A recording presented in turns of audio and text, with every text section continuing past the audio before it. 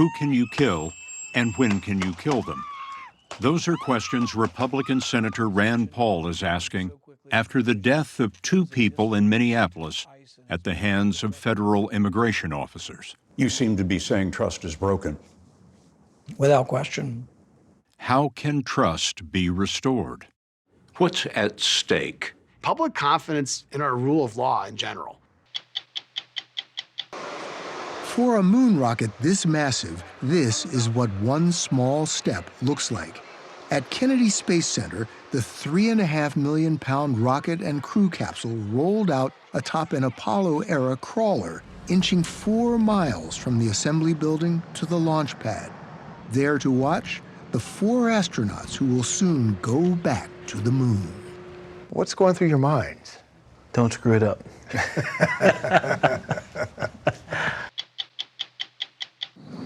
The Dutch are famous for their windmills, their canals, their bikes, their comedy not so much. So you might be surprised to learn that some of America's funniest figures sharpen their comic chops at this improv club in Amsterdam. Yes, Amsterdam. Dutch people, not the most giving laughers. I was going to ask you about that. Dutch people laugh like this, ha ha, and they immediately get quiet. I'm Scott Pelley. I'm Bill Whitaker. I'm Anderson Cooper. I'm Sharon Alfonsi. I'm John Wertheim. I'm Cecilia Vega. I'm Nora O'Donnell. I'm Leslie Stahl. Those stories, and in our last minute, a treasure from America's attic. Tonight on 60 Minutes.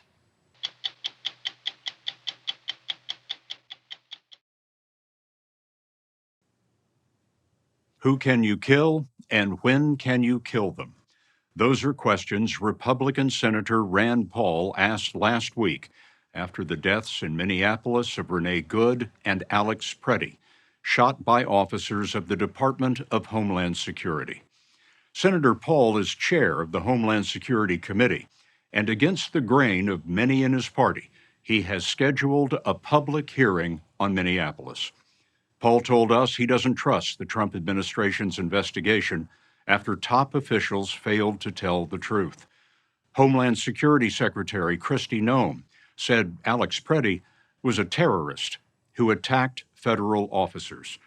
That led Senator Paul, Republican of Kentucky, to watch video of the killing again and again. I saw no evidence. I saw a man that was retreating. I mean, he went to the middle of the street. He didn't even obstruct traffic. He let a car go through. As the agents advanced on him, he retreated to the side of the street. A woman is violently pushed to the ground, and he turns to help her, and that's when he is grabbed from behind. I saw no evidence of him assaulting the police. Should Secretary Noem be fired? I think we have to get through our hearing February 12th, and I think we have to see what the people who work for her say. But my advice to them, if they're watching and they come to testify, is if you come in and you're going to justify that this man was aggressively assaulting your police officers, that cannot be acceptable, and that's why they're lacking in trust. He also says he's concerned about the misstatements of others. The commander of the Border Patrol operation. This looks like a situation where an individual wanted to do maximum damage and massacre law enforcement.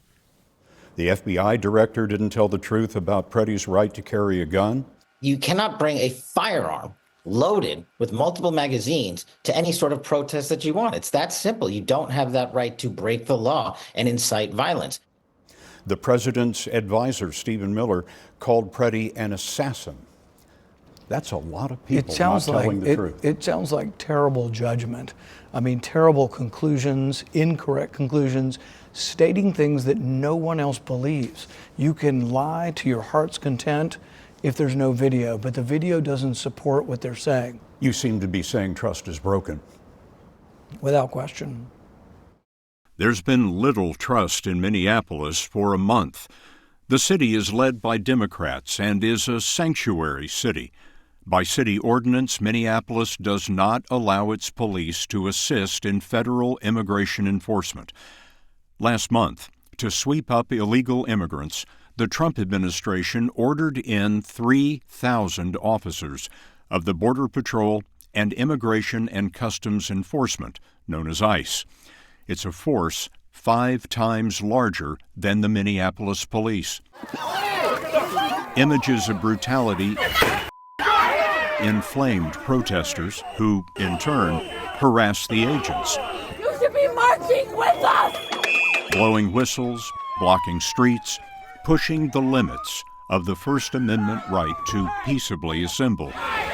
The Department of Justice says last week, 16 people were charged with assaulting officers or property. In your view, do the protesters in Minneapolis bear any responsibility? Well, sure. I mean, the thing is, if you were my son or daughter, would I tell you to spit on the police? Absolutely not. Would I tell you to yell and scream at them? No, I would tell you to go to a primary and knock on doors, sign up people, and try to convince people, particularly in a primary, of who to vote for. That is the way I would protest. But is it illegal to protest? No. January 7th, Renee Good was blocking a street. As Good moved forward and to the right, an agent who had been in front of the car opened fire. That day, Homeland Security Secretary Kristi Noem described Good as a terrorist. It was an act of domestic terrorism. What happened was our ICE officers were out in an enforcement action. They got stuck in the snow because of the adverse weather that is in Minneapolis. They were attempting to push out their vehicle, and a woman attacked them and those surrounding them and attempted to run them over and ram them with her vehicle. Did she aim to hit the officers or simply drive away, as others believe? Her death stoked anger into rage. Days before he was killed, Alex Preddy spit at and kicked a federal officer's car. A scuffle followed. Preddy had a gun in his waistband for which he had a permit, and in Minnesota the right to carry. Officers let him go. Then, on January 24th, Preddy was shot after an officer shouted that he had found the gun, again, in his waistband. Based on what I can see in the video, there isn't a clear reason for the use of force. Sam Treppel investigated police shootings for the Justice Department. She led the federal prosecution in the death of George Floyd in 2020. Treppel says the Preddy shooting isn't the only concern in the video. For one thing, when the federal agent pushes the woman that Mr. Preddy was helping, it's not clear from the video why that would be justified. There's the spraying of a chemical agent on Mr. Preddy and the woman he was trying to help. And the justification for that isn't clear either. Until she resigned last year, Treppel was a prosecutor in the Department of Justice Civil Rights Division. Traditionally, the Civil Rights Division investigates cases like these and makes the decision on whether to press charges. In the Trump administration, Sam Treppel says the Civil Rights Division has been hollowed out. Since January of 2025, the division as a whole has lost over 75% of its career nonpartisan attorneys. The Justice Department tells us the Civil Rights Division is reviewing Preddy's death. But in the Renee Good killing, the department says there is no basis for a civil rights investigation. One of many decisions Treppel finds troubling. What's really different and striking here is that the federal government appears to be shutting these state investigators out completely. And that's very unusual and, in fact, unprecedented in my experience. Typically, the federal investigative team and the state investigative team work very closely together, and they coordinate and they collect evidence in close coordination with one another, and then they share that evidence. But in Minneapolis, state investigators tell us that federal agents are not sharing the evidence. What signal does it send to other federal officers and to the public if a case like this is not thoroughly and transparently investigated? I think it sends a message that federal agents are above the law, and that's a very dangerous message to be sending to them and to the public. At this moment, there's a real question in people's mind about will this incident be looked at appropriately? Daniel Altman recently retired from U.S. Customs and Border Protection, where he led more than 50 investigations into officer shootings. How unusual is this investigation? What is unusual about it is that we're not following the established protocols, and given the amount of concern from the public, there hasn't been the type of explanation that's needed. Explanation, Altman says, of the scope of the investigations and what will happen in the end. We should have a commitment from the Department of Justice that when that's concluded, regardless of what they decide, whether to indict somebody or not, that there'll be some feedback provided to the public about the decision that was made and the basis for it. What's at stake in having a transparent investigation? I think at this point, public confidence in law enforcement, certainly federal law enforcement in this country, and public confidence in our rule of law in general is at stake. Last week, the administration responded to the criticism. The leader of the Minneapolis operation was replaced by Tom Homan. Homan is the top White House official on deportations and reports to the president. Homan met with the Minneapolis mayor and Minnesota governor. About Secretary Noem's comments, she now says she was working with the best information she had at the time. We asked for interviews with Noem, Homan, and others. None was made available. Thank you all for being here. I appreciate it. Friday, Todd Blanche, number 2 at the Justice Department, called the shootings tragic. He said there is a civil rights investigation into the Preddy killing, but he also said this. I don't want to overstate what's happening. I don't want the takeaway to be that there's some massive civil rights investigation that's happening. This is what I would describe as a standard investigation by the FBI when there's circumstances like what we saw last Saturday, and that investigation, to the extent it needs to involve lawyers at the Civil Rights Division, it will involve those. Could the FBI have a credible investigation? That's a question. I don't know the answer to that. Maybe not, is what you're saying. Well, there were some pretty immediate conclusions on whether or not you're allowed to carry a gun at a rally, which were incorrect and not really reflective of the Second Amendment or the law. So I don't know who should do this. I think really if it were an independent group outside of the federal government would be better, actually. It turns out there was a federal indictment Thursday in Minnesota sought by the Civil Rights Division, not in the Good or Preddy cases, but charges against reporter Don Lemon, who covered a protest at a church. The Department of Justice accuses him of intimidating the congregation and interfering with religious freedom. Lemon denies it. In Rand Paul's scheduled hearing for February 12th, witnesses in this room are expected to include the heads of the agencies with boots on the ground in Minnesota. Paul says he is reserving judgment and will examine all aspects of the mayhem in Minneapolis. There are officers' cameras that should be released at some point in time and haven't been, but if one of them shows evidence that's different than what I'm saying, I'm perfectly willing to be, corrected. Can the American people trust the Department of Homeland Security? I think to restore trust, things are going to have to improve. But I'm not going to say it's all on one side. I mean, Minneapolis, the mayor of Minneapolis has said explicitly he will not cooperate. That is a significant part of the problem. Republicans have been most often in lockstep with President Trump, and I wonder if you think that's beginning to fracture over these incidents. My job is always to try to ascertain the truth and try to do what's right, regardless of party. People are going to watch this and they're going to say, oh, you're cooperating with the Democrats, you're having a hearing. And it's not. I want ICE to be able to work and I want ICE to have trust. So I'm not some bomb thrower from the left that wants to get rid of ICE. I want ICE to function, but I want to restore trust in ICE.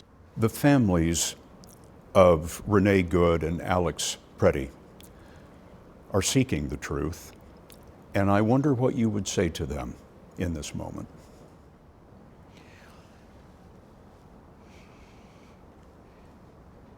It's hard to know, what to say, and I'm not sure exactly how to respond to the emotions of it. I think that no one who is protesting, deserves to be shot. Should the police have de-escalated? Absolutely. Could the people have de-escalated? Yes.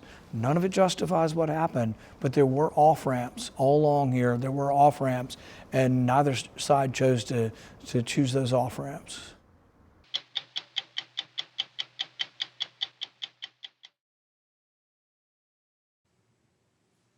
This month, NASA is aiming to launch 4 astronauts atop a 32-story rocket on a 10-day mission around the far side of the moon. The flight of Artemis 2 will be NASA's first human mission to the moon since Apollo 17, 53 years ago. NASA sees it as a critical stepping stone toward its ultimate goal, landing astronauts on the lunar surface again, establishing a sustained presence there, and using the moon as a gateway to future Mars missions. After a number of delays, President Trump set a goal of returning Americans to the moon by 2028, while China plans a lunar landing by 2030, making Artemis 2 a key leg in a 21st century space race. For a moon rocket this massive, this is what one small step looks like. About 2 weeks ago, we went to Kennedy Space Center in Florida to see the 3.5 million pound SLS rocket, crowned by the Orion crew capsule, roll out atop an Apollo-era crawler, inching 4 miles from the assembly building to the launch pad. Top speed, less than 1 mile an hour. Hundreds of employees who worked on this, NASA's most powerful rocket, brought their families to see their towering achievement. Also there, the 4 astronauts who will make a solitary arc around the moon. We met them at Launch Pad 39B. What do you feel when you see that? A lot of pride for the nation, and a lot of pride for the international partnerships that have put this thing together.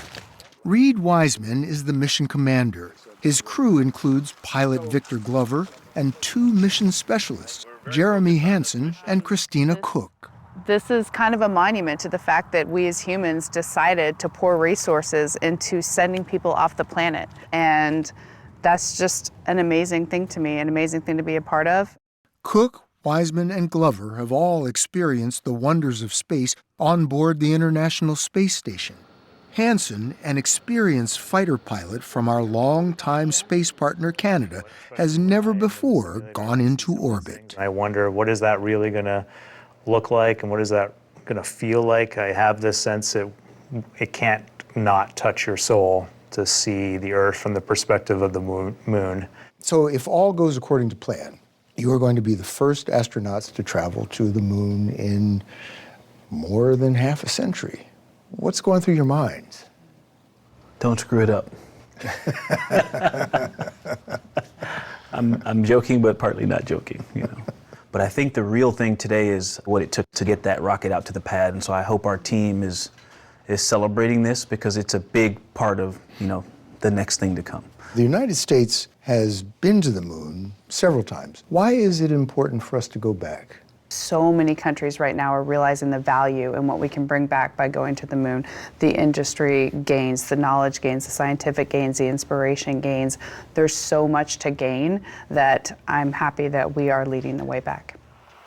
Artemis 2 is meant to lay the groundwork for future Artemis missions that will put Americans back on the moon and establish a lunar space station. The 4 Artemis 2 astronauts will sling around the far side of the moon in the Orion capsule, just about 5,000 miles above its surface, before heading back home. This mission is to test whether the rocket, life support systems, and crew controls work as designed. For the crew, this has been almost 3 years in the making. They trained in simulators. Launch in 10 seconds. And learned to live and work inside the cramped Orion capsule. And liftoff of Artemis 1. Artemis 1, which flew in 2022 without a crew, was a full system test flight to prove the rocket and capsule are mission ready for humans to travel around the moon and back. Splashdown. It splashed down safely in the Pacific. But on inspection, engineers found the heat shield was damaged on re-entry, though the interior of the capsule was not. Is there a level of concern? about the heat shield on this one? You're hitting Earth's atmosphere at roughly 39 to 40 times the speed of sound. There's concern. We're going to modify our entry trajectory. We're actually going to come in a little bit hotter, a little bit faster than Artemis 1. And based on the issues that we have with the heat shield, that will keep us safe.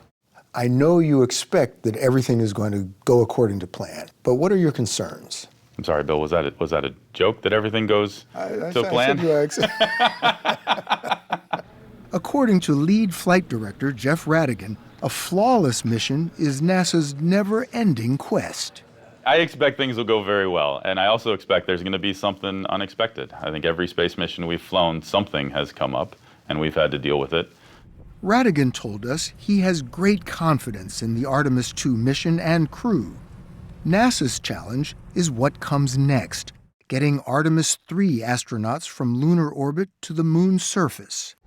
To do that, NASA in 2021 awarded a nearly $3 billion contract to Elon Musk's SpaceX for the lunar lander version of its Starship, the biggest, most powerful launch vehicle ever built. Made of two components, the lunar lander will sit atop the reusable Super Heavy booster. After several spectacular failures and explosions, Starship rebounded with successful launches this past August and October. But the setbacks and technical complexity have contributed to the delay in America's return to the moon's surface. NASA's target for putting American astronauts back on the moon is now 2028. Are we going to make that? I think there's a lot of things that need to happen to make that successful. First step, fly Artemis 2, and I'll tell you, I spend most of my time on this mission. But we're going to need our SpaceX partners to get a lander out there for us, get back down to the surface of the moon. T-minus 60 seconds. Artemis may be Apollo's mythological twin, but upcoming missions with SpaceX bear little resemblance. For example, the massive SpaceX lander that will rendezvous with the crew in lunar orbit has to be refueled in space, a complex process requiring the launch of 10 or more fuel tankers. Nothing like this has ever been done before. Elon Musk says it's needed to propel deep space exploration. And we want to have epic, futuristic spaceships with lots of people in them, traveling to places we've never been to before. But first, he has to get Starship to the moon. With the complexity and delays, NASA has doubts SpaceX can meet the president's time frame and is seeking a plan B. The purpose of this hearing is, are we going to be able to get to the moon first? Jim Bridenstine was NASA administrator in President Trump's first term and launched the Artemis program. This past September, he told Congress America's moon landing system has since grown too complicated. It is extraordinarily complex. In some cases, it hinges on me saying here today that it is highly unlikely that we will land on the moon before China. What would it mean if China were to put humans back on the moon first? Of course, it would be massively embarrassing. Scott Pace was executive secretary of the National Space Council during the first Trump administration and helped NASA develop the Artemis program. He says establishing a presence on the moon is important. Who gets there first this century is not. I don't downplay the embarrassment and bad headlines and everything else that would come from the Chinese, returning to the moon before we're able to do so. That said, from a longer-term strategic approach, that is a relatively short news story.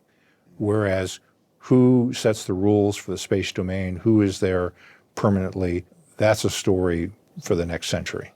Pace told us the competition with China should force NASA to rethink what he calls an unwieldy and expensive approach. The agency spends more than $2 billion on each single-use SLS rocket, while private companies, he says, are pursuing a more sustainable path with reusable components like SpaceX has demonstrated for a decade. He encourages commercial competition, which is intensifying among cosmic one-percenters. After NASA called for a backup lander plan, Musk's SpaceX posted that it is assessing a simplified mission architecture.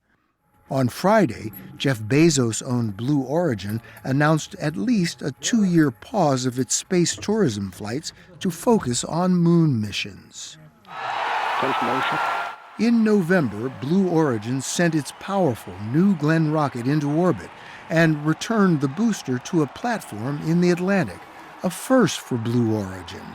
To bring back that first stage was game-changing, because now, like an airplane, you're now able to reuse that vehicle. John Coulouris is Senior Vice President of Lunar Permanence at Blue Origin. NASA tapped the company to develop a human lunar lander for future missions. With the Artemis program behind schedule, NASA is pressing contractors to pick up the pace. So it's public knowledge that NASA asked all the Artemis vendors on how can we accelerate our efforts. Coulouris showed us the first and smaller iteration of Blue Origin's lander, the Mark I. This unmanned cargo lander will be the company's first vehicle to land on the moon. So this vehicle will be the largest and heaviest lander to ever land on the moon. The almost 30-foot-tall lander is wrapped in gold-colored insulation to protect it from solar heat and radiation. Until now, the lander has been kept under wraps. Our cameras were the first allowed to see it. Coulouris told us later this year, Blue Origin's New Glenn rocket will carry the Mark I into space to descend to the south pole of the moon. The reason for that is there's ice there. So we can take that ice and create water to sustain humans, to break that water down into propellants, to then fuel future vehicles that then can go from the moon to anywhere else in the solar system. What do you think about this moment? It's incredible. Artemis II represents that first effort in decades of deep space exploration of humans. I can't wait for them to go. The Artemis II astronauts could fly deeper into space than any humans ever, about 250,000 miles from Earth. And once the spacecraft goes behind the moon, the astronauts will be out of all contact with Earth for about 40 minutes. Flight director Jeff Radigan told us he'll be counting the seconds. If something should go awry, you've got the lives of 4 astronauts on your hands. I do. That's a heavy weight, and I think about that every day. You know, my job is to bring Reed, Victor, Christina, and Jeremy home safely. These are my colleagues, these are my friends, and they're my responsibility. There will be a period of about 40 minutes when you will be out of contact with the Earth. That's when we will be closest to the moon, farthest from the Earth. But it also is a human moment, you know, and I would love for us to have a moment of togetherness, for humans to just go, hey, there's a part of humanity that's not in touch with the rest of us, and let's just get them all back. And then we can go back to the hustle and bustle, but I hope that that inspires folks to just have a moment of togetherness.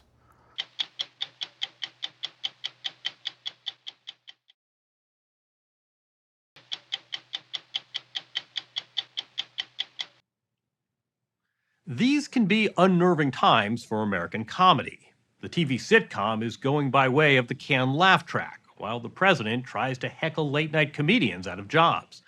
But funny persists, and funny travels internationally. In the early 90s, 2 opportunistic comics decided to open an English-language improv joint in Amsterdam. It sounded less like a winning business idea than a punchline, given the Netherlands' reputation as a comic, Netherland.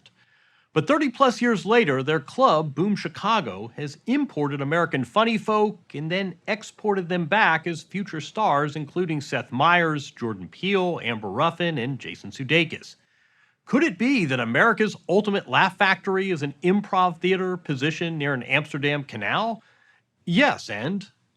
The Bush days seem quite good now in retrospect, don't they? I know. WMDs, Colin Powell, Condi Rice, Yes. what a lark. Comedy, they say, is hard. Improv comedy, harder still. Then imagine doing it in a country not generally known as a barrel of laughs. Dutch people, not the most giving laughers. going to ask you about that. Dutch people laugh like this, ha ha, and they immediately get quiet. I think it's out of Seth Meyers needs no introduction. He and Peter Gross, actor and Emmy-winning comedy writer, were college pals who then developed their comic chops in Amsterdam? They so lovingly tell you they didn't like things. The honesty, the Dutch honesty. Withering candor. Yeah. Exactly. Like, it's so funny. I've never been in a place where there's less malice behind deeply cruel. It's not rude at all. It's not rude at all. Like, I'm doing you a favor. This part was not good. I did laugh a little bit at that part, so do more of that. No, but we came out and the guy was like, hey, yeah, can I buy you a drink? And I was like, oh, yeah, of course. Did you see the show? He goes, yes, I did. And I said, did you like it? He goes, no, I did not care for it. And I go, why are you buying me a drink then? He goes, well, maybe I will like you. Are you ready? Improv is not stand-up. You're not performing a pre-written routine, you're working in real time. What's something you have at home that you care about? A watch. My shoes. I hear a watch right here. You're relying on the audience for material and direction. I got a watch on my wrist. It looks so fine. Can't help it when I don't know what's the time. Chicago has Second City, LA has the Groundlings, and New York has Upright Citizens Brigade. In Amsterdam, there is Boom Chicago. Last summer, hundreds gathered outside a charming Dutch theater, which stands as a national treasure of sorts. Though it's unclear if the true benefiting nation is the Netherlands or the U.S. This is part of your commute. This is part of my commute just about every day. And The setup. It's the early 90s. Pep Rosenfeld and Andrew Moskos, recent Northwestern grads, are struggling to make it in the Chicago comedy scene.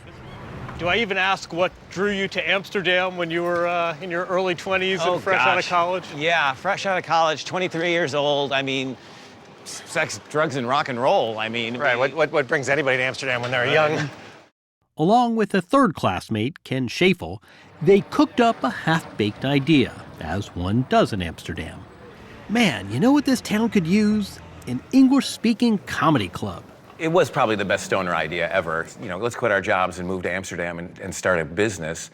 Aware that good comic acts often require a straight man, a straight woman in this case, they soon roped in Saskia Maas, a local who, amid the yucks, brings a measure of sobriety and savvy. She also became Andrew's wife. I mean, these are two goofballs, and I'm the businesswoman, so, that worked out perfectly. 30 plus years later, seems like the dynamic still holds. Still holds, yes. Accidental entrepreneurs, they wrote to the local tourist board asking for advice, seeking validation. What'd they say? Said, this won't work here. Don't do it here. It's not an Amsterdam kind of a thing. The Dutch don't want to see a show in English. The tourists don't want to see a show at all. Andrew reads the letter and goes, yeah, based on this, I feel like we should definitely do it. They named the club Boom Chicago, a nod to their hometown. They found a stage in the back of a bar, and eventually their own proper theater off the Times Square of Amsterdam, the Leidseplein. And our little summer project became a year-round business. As for the small matter of recruiting talent, Moskos and Rosenfeld went back to Chicago and made their pitch to two recent Northwestern grads, Meyers and Gross. What was your level of knowledge about the Netherlands? It was so bad that I think my first thought was, I think Hamlet takes place? Is Hamlet? And then the other thing I did was I remember just in my head, I think I pictured just Sound of Music, and I was like, well, first thing I gotta do is get some hiking shoes. And then the next thing I'll do is I'll buy a guidebook. So it was like, bought the shoes, and then the next thing was like, flattest place on earth. Once they assembled a cast, it was time to assemble an audience.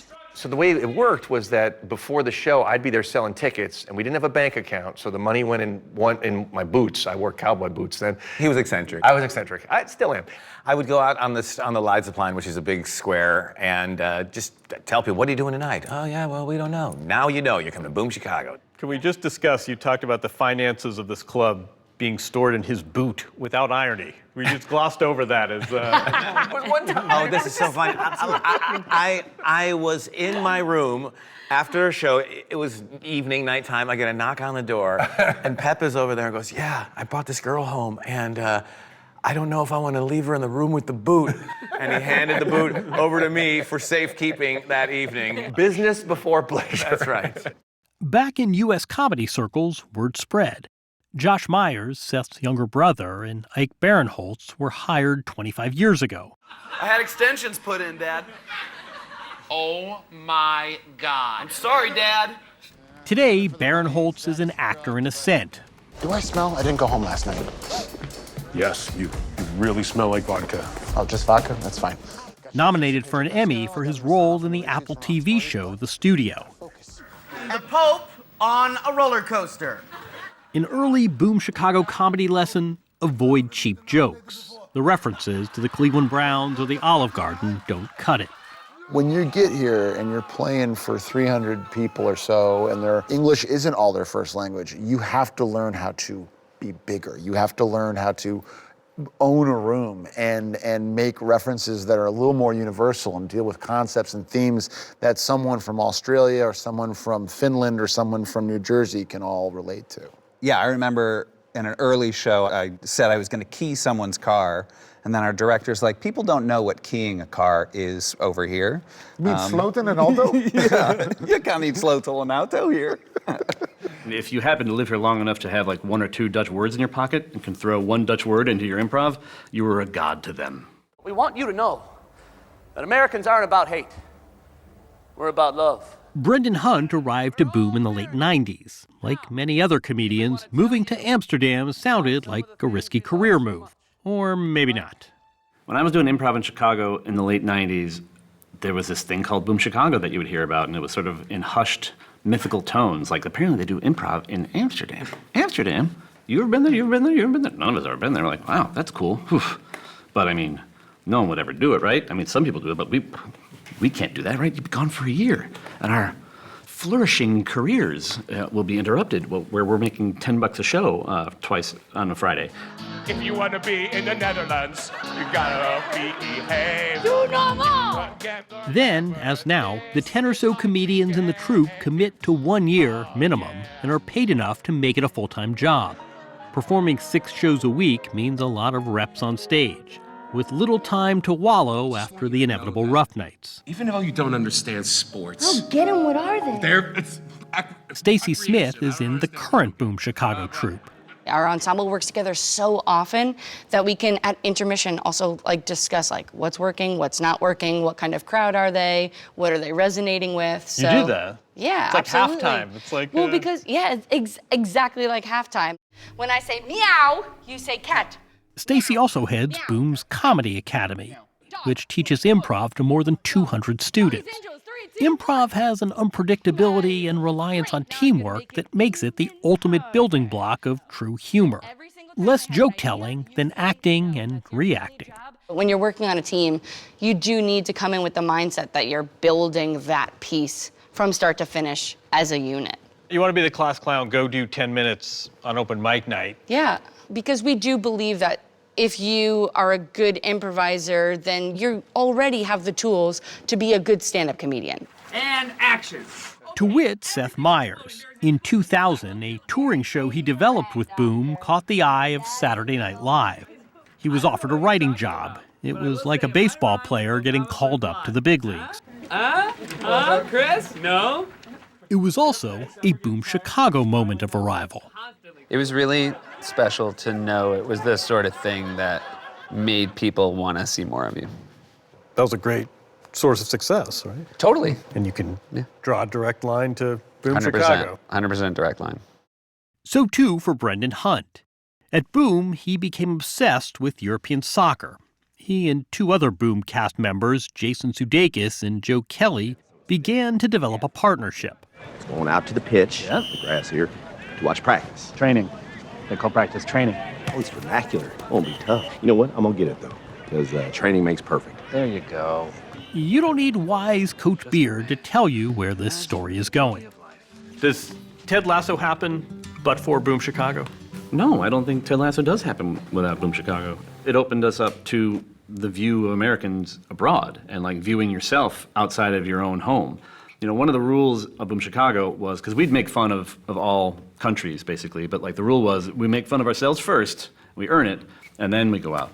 So it turns out Key met Peel at Boom Chicago. The Boom Chicago footprint goes well beyond the 5 days of shows each week. Our opening speaker is a veritable superhero of management thinking.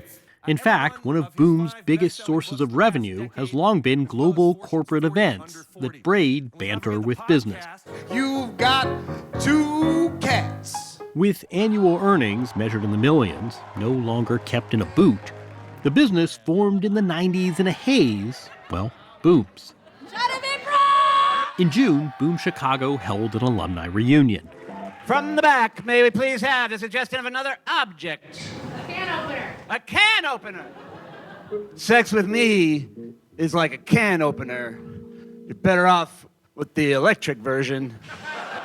Former cast members came back. Sorry, I kind of forgot your name again. What was it? Joie. Oh, joie, like joie de vivre. Not just to reminisce, but to perform. I'm so grateful for Jeff Bezos. Yeah, me too.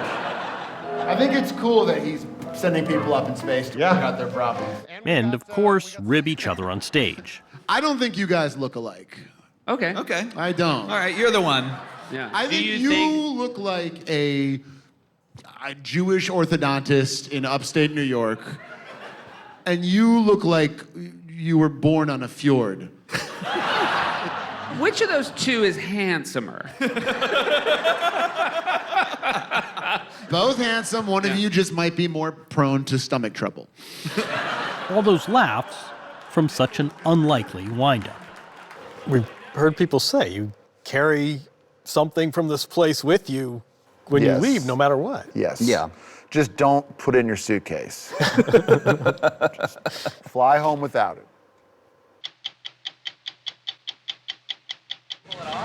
From Amsterdam to SNL. He had too long of hair at the time. It was going to curl out like a little Dutch boy. At 60minutesovertime.com.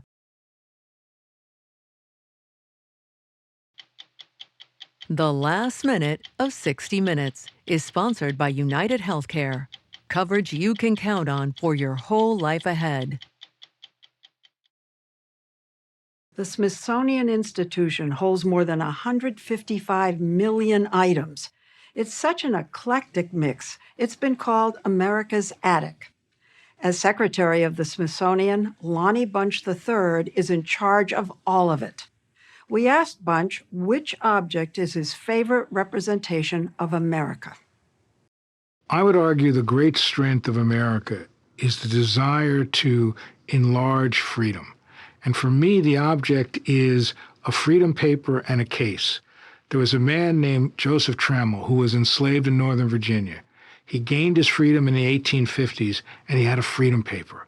And that paper said that he was not a slave, that he could have some of the best of America.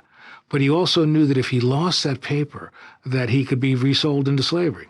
So he wasn't very good with his hands, but he made a handmade tin wallet, and he put that paper in the wallet. So when he's working during the day, it wouldn't be destroyed by perspiration.